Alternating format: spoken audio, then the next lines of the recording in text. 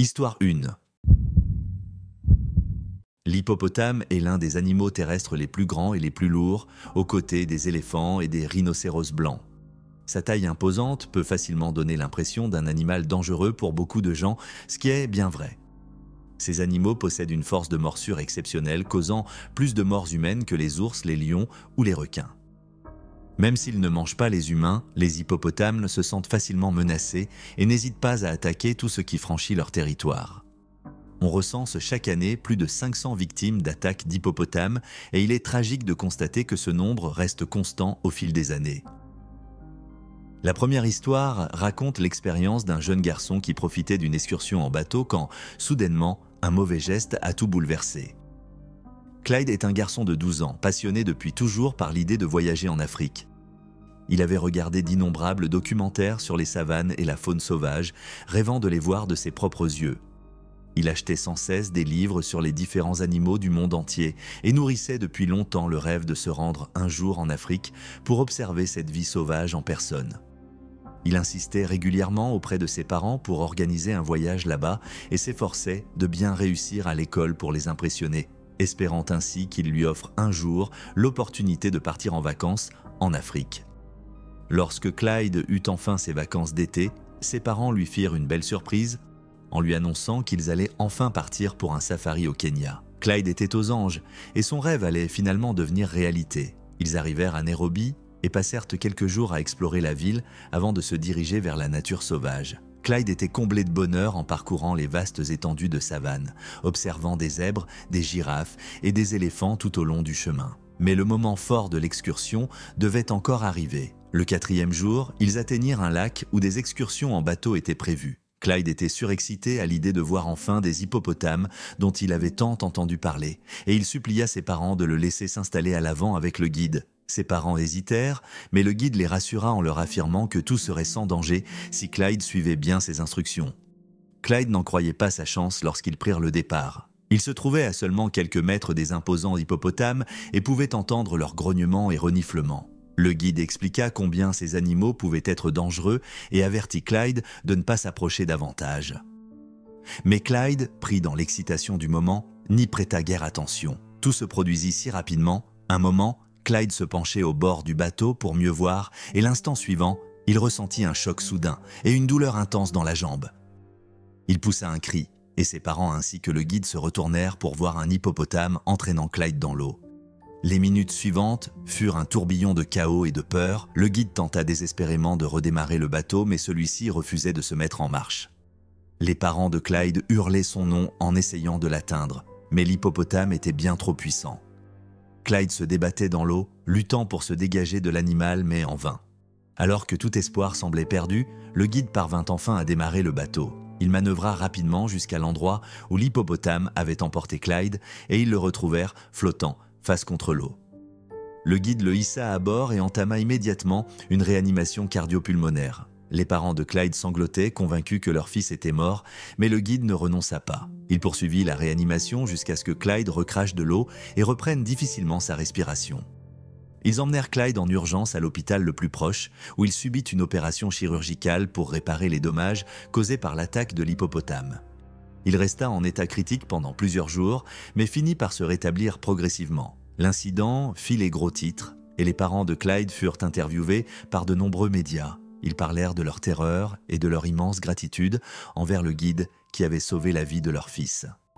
Clyde passa les semaines suivantes à se remettre à l'hôpital. Bien qu'il fût profondément marqué par l'attaque et incapable d'effacer l'image de l'hippopotame le tirant dans l'eau, il se sentait aussi incroyablement chanceux d'être en vie. Il comprit combien il avait eu de la chance de survivre à une épreuve aussi terrifiante.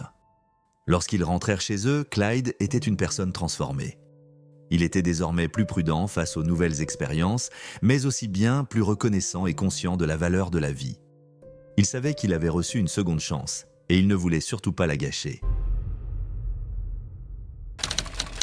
Histoire 2. Certaines régions du Niger, en Afrique, sont particulièrement isolées et les habitants doivent traverser des rivières et des ruisseaux pour atteindre des destinations courantes comme les villages voisins, les écoles, les hôpitaux, etc. Pour les gens d'ici, ce mode de vie est habituel, même pour les enfants. Cependant, Ils ne peuvent ignorer les dangers qui se cachent dans les eaux environnantes, notamment la présence d'animaux prédateurs tels que les crocodiles et les hippopotames. Cette histoire raconte l'épreuve inattendue de 4 courageux enfants nigériens qui ont vécu une expérience éprouvante alors qu'ils tentaient simplement de traverser une rivière pour aller à l'école. C'était un mardi matin ordinaire dans cette communauté rurale du Niger. Le soleil commençait tout juste à poindre à l'horizon lorsque Takizi, Rose, Ogoru et Zana se mirent en route pour l'école. Ils vivaient de chaque côté de la rivière, séparant leur maison de l'école, et devaient donc traverser cette rivière chaque jour pour assister aux cours. Comme d'habitude, ils montèrent dans la barque en bois branlante qui leur servait de moyen de transport pour franchir la rivière. Ce bateau n'était pas le plus sûr, mais c'était leur seule option. Alors qu'ils approchaient du milieu de la rivière, ils aperçurent une grande forme bougeant dans l'eau devant eux. Au départ, ils crurent qu'il s'agissait d'un simple tronc d'arbre, mais en s'approchant, ils réalisèrent avec effroi qu'il s'agissait d'un hippopotame. Les enfants restèrent figés de terreur, tandis que le gigantesque animal émergeait de l'eau et chargeait droit vers eux, la gueule grande ouverte. Takici, le plus âgé des 4, cria aux autres de s'agripper au bord du bateau et de se tenir bien fort. Ils obéirent sans hésiter, mais cela ne servit à rien. L'hippopotame heurta le bateau avec une force incroyable, provoquant le renversement de l'embarcation et projetant les 4 enfants dans l'eau. L'hippopotame se mit à tourner autour d'eux, ses yeux fixés sur ses proies, comme s'il ne comptait pas les laisser s'échapper si facilement. Les enfants essayèrent de nager pour fuir, mais l'hippopotame, plus rapide et plus agile dans l'eau, se dirigea vers eux à une vitesse alarmante. Ses puissantes mâchoires claquaient tout près de leurs pieds, tandis qu'ils luttaient pour garder leur tête hors de l'eau. Ils entendirent soudain des cris provenant de la rive. Les villageois, alertés par le tumulte, accouraient pour leur porter secours. L'hippopotame chargea de nouveau, mais cette fois, il rencontra une résistance. Les villageois étaient armés de bâtons, de pierres et de machettes, et ils utilisèrent tout ce qu'ils avaient pour repousser l'hippopotame et le forcer à reculer. Après quelques minutes tendues, l'hippopotame finit par se retirer et retourna dans l'eau, laissant les enfants tremblants et terrifiés, mais sains et saufs. Les villageois aidèrent les enfants à rejoindre la rive et les raccompagnèrent chez eux pour qu'ils puissent se remettre de cette terrible épreuve. Cet incident laissa une impression durable sur chacun d'eux, et ils savaient qu'ils n'oublieraient jamais la terreur ressentie face à ce puissant et imprévisible hippopotame. Dans les jours qui suivirent, la communauté se réunit pour discuter de la manière de prévenir une nouvelle attaque de ce genre. Ils prirent conscience qu'ils avaient besoin d'un moyen de transport plus sûr et plus fiable pour traverser la rivière. Les villageois mirent en commun leurs ressources et construisirent un pont solide, équipé de garde-corps et d'une surface stable. Les enfants étaient ravis, car cela signifiait qu'ils n'auraient plus à craindre pour leur vie chaque fois qu'ils se rendaient à l'école. En fin de compte, l'attaque de l'hippopotame eut un impact positif sur la communauté. Cet événement rapprocha les gens et les inspira à travailler ensemble pour atteindre un objectif commun, la sécurité et le bien-être de leurs enfants. Takici, Rose, Ogoru et Zana se souviendront toujours de cette journée terrifiante où ils furent attaqués par un hippopotame. Cependant, ils se souviendront aussi de la manière dont leur communauté s'est unie pour les protéger et assurer leur sécurité. Histoire 3. Udo est un touriste japonais qui a parcouru le monde entier pour explorer divers parcs nationaux et réserves de faune sauvage. Il est passionné de voyage, fasciné par la découverte de nouveaux animaux et la rencontre de cultures différentes. Il consacre d'ailleurs toute sa trentaine à parcourir le monde. Sa dernière destination en date est l'Afrique, et plus précisément la province de Limpopo. Avec lui se trouve un guide nommé Adeo, qui l'emmène visiter différents endroits dans les parcs nationaux de la région. Udo profite manifestement de chaque moment de ce voyage et décide d'enchaîner avec une nouvelle étape, le parc national Kruger, une immense étendue sauvage qui abrite une incroyable diversité d'animaux, dont des lions, des éléphants et des hippopotames. Un matin ensoleillé, Udo rejoint un groupe de touristes pour une visite guidée du parc à bord d'un véhicule de safari. Ce véhicule est un camion robuste à 4 roues motrices, équipé d'une plateforme haute pour permettre aux passagers d'avoir une meilleure vue sur les animaux. Alors qu'il roulait le long de la piste poussiéreuse, Udo observait attentivement la savane herbeuse où des troupeaux d'antilopes et de zèbres paissaient paisiblement.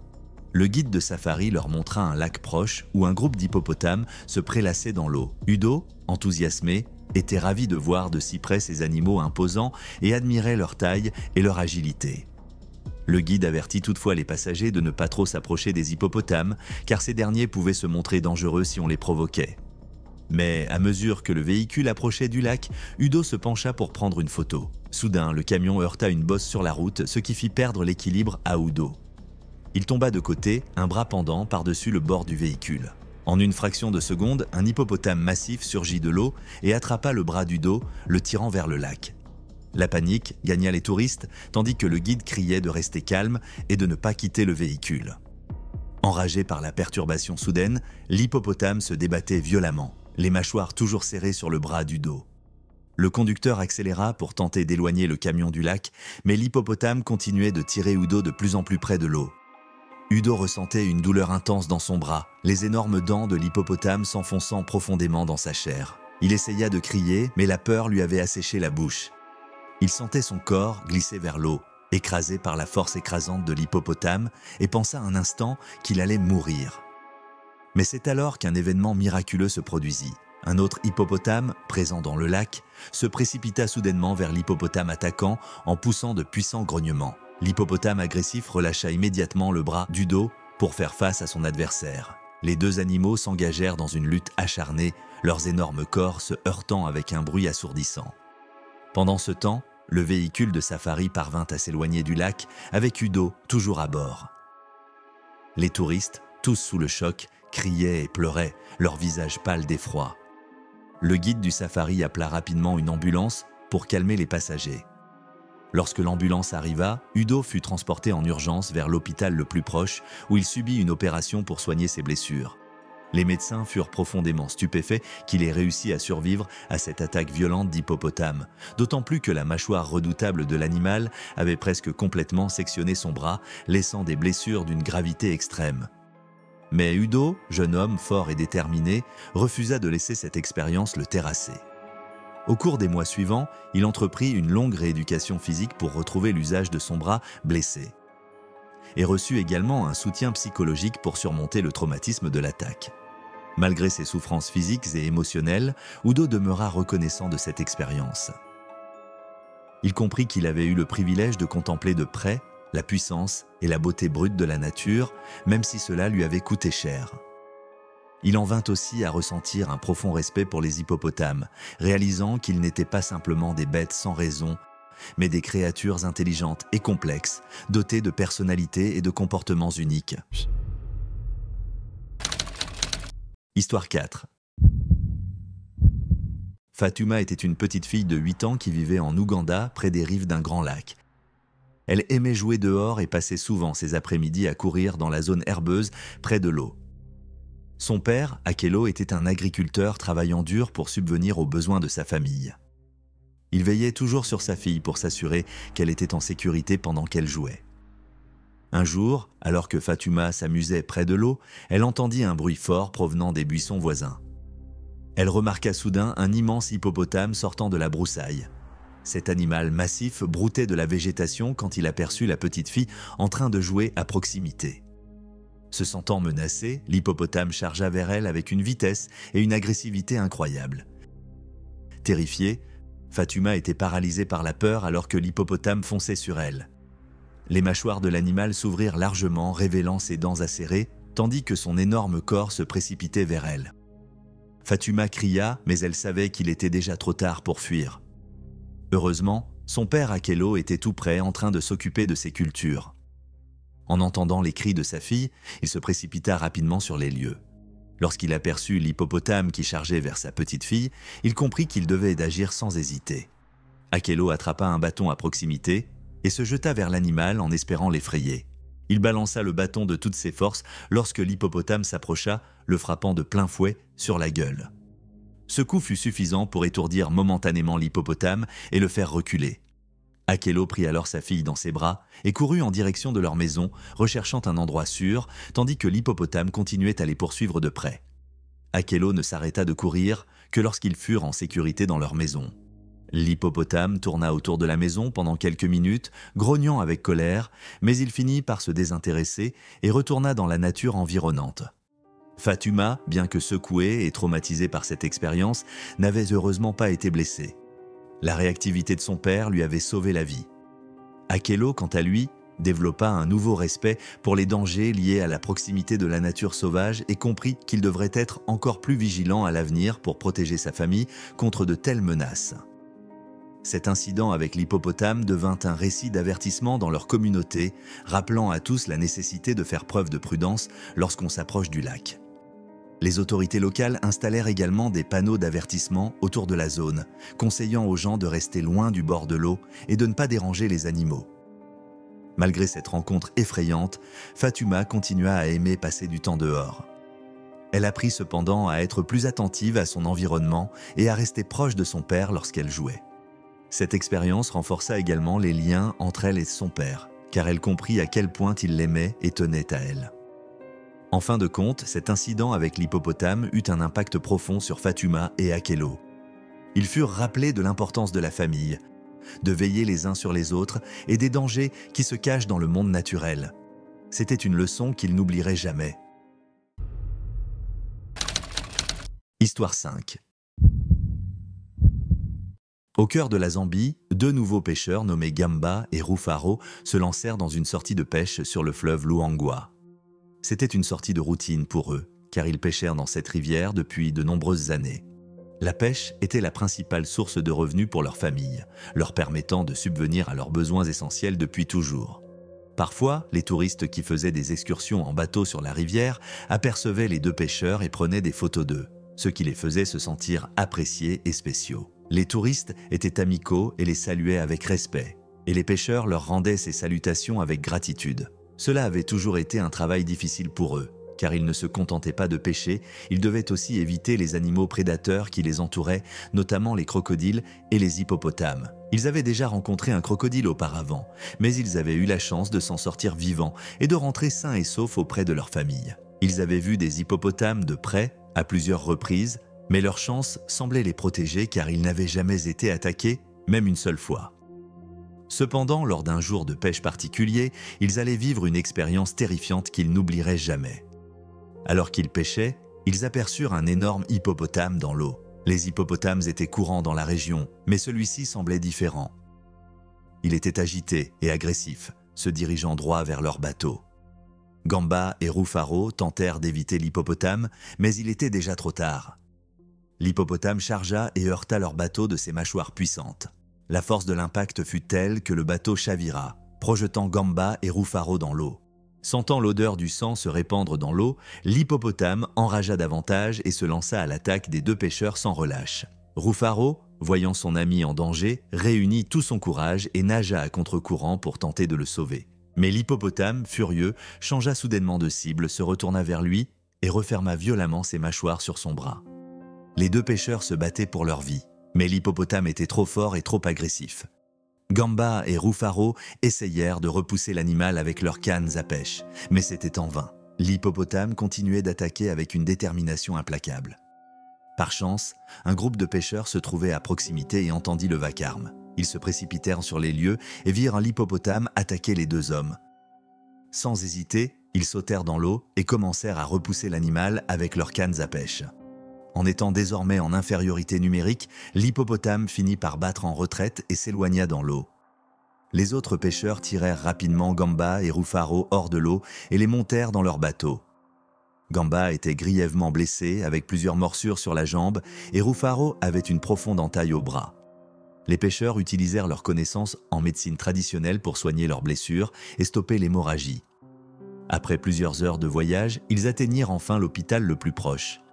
Les médecins furent choqués par la gravité de leurs blessures et les administrèrent immédiatement le traitement nécessaire.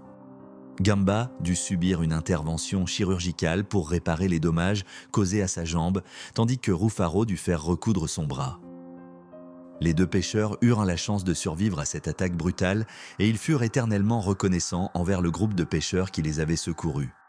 Ils savaient que sans leur intervention, ils n'auraient pas survécu à cette rencontre avec l'hippopotame agressif. Cet incident bouleversa la communauté locale et les gens commencèrent à prendre davantage de précautions lorsqu'ils allaient pêcher dans la rivière. Les autorités renforcèrent également leurs efforts pour surveiller et gérer la population d'hippopotames dans la région. Bien que les hippopotames soient généralement inoffensifs, ils peuvent devenir extrêmement agressifs lorsqu'ils se sentent menacés ou provoqués. En conclusion, cette histoire sur la façon dont un hippopotame a attaqué violemment 2 pêcheurs en Zambie est un récit de prudence qui rappelle les dangers de travailler dans la nature. Elle met également en lumière l'importance du soutien communautaire et la manière dont l'entraide dans les moments critiques peut sauver des vies. Gamba et Rufaro ont peut-être vécu une expérience traumatisante, mais ils ont eu la chance de survivre et d'avoir une seconde chance de vivre leur vie.